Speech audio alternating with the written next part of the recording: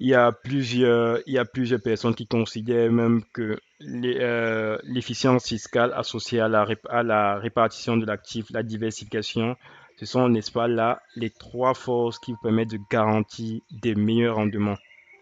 Il existe, comme je disais, donc divers types d'optimisation fiscale. Et ils doivent s'adapter en fait à votre situation. Encore une fois, il est important de se rapprocher de son conseiller pour avoir de plus amples détails. Ce que je vous donne comme information ici, c'est ce que nous pensons, c'est une autre opinion du moment. Alors, vous avez une optimisation fiscale du fait de votre patrimoine immobilier. Il s'agit ici, voyez-vous, de réduire des impôts, c'est-à-dire ce que vous avez, il est possible que vous réduisez des objectifs. Il est possible que de réduire ces impôts. Vous avez quelques dispositifs, hein. Vous avez la loi, alors je dis comme ça de mémoire, vous avez la loi COS, vous avez la loi Senzi-Bouvard, et vous avez une dernière loi, la loi Malraux. La loi Malraux, de mémoire, je pense qu'elle permet de réaliser les travaux de réhabilitation dans des immeubles situés en zone protégée. Vous pouvez également, vous faites également, vous pouviez faire de l'optimisation fiscale si vous décidez de réduire votre impôt sur la fortune immobilière. Par exemple, les personnes ou les contribuables possédant un patrimoine immobilier dont la valeur excéderait 1 300 000 € aujourd'hui en France sont redevables de l'impôt sur la fortune immobilière. Vous avez donc quelques dispositifs qui vous permettent d'optimiser cette fiscalité. Par exemple, le démembrement de la propriété, par exemple, l'exonération des biens immobiliers. Vous avez un deuxième point que nous avons considéré comme étant une stratégie avancée. C'est celle qui vous permet de réduire votre paiement hypothécaire. Alors, euh, nous allons aller directement dans le fichier. Voilà. Alors, lorsque vous apposez, il faut savoir que lorsque vous apposez votre prêt, votre signature pour un prêt immobilier, selon les situations, les taux d'intérêt en réalité peuvent rapidement monter. Alors, les taux d'intérêt peuvent rapidement monter. Elles peuvent atteindre, in fine, n'est-ce pas, 40%, 30% ou même 50% de la valeur du bien la valeur du bien que vous obtenez. Pour la majorité des gens, en France en tout cas, la majorité des gens, le crédit, je vais développer ce tableau, mais je voudrais que vous sachiez que pour la majorité des gens, le crédit immobilier représente la plus grosse dépense du ménage.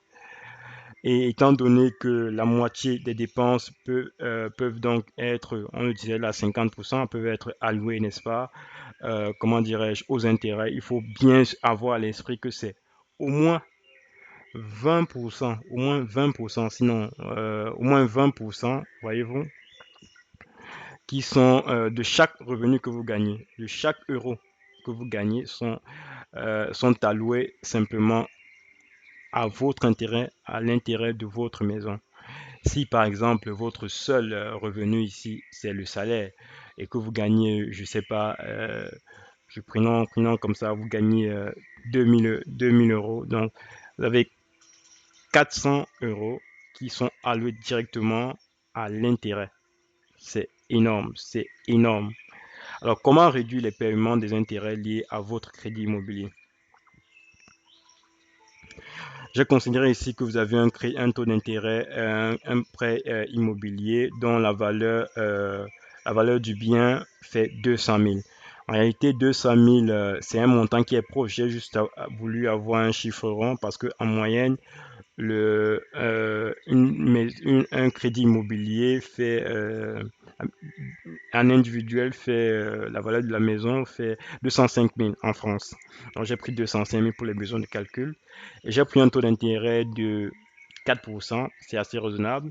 C'est vrai qu'aujourd'hui les taux d'intérêt sont bas, mais il faut très bien se dire que, par exemple, en 2012, au deuxième trimestre de l'année 2012, on avait des taux d'intérêt à 4%.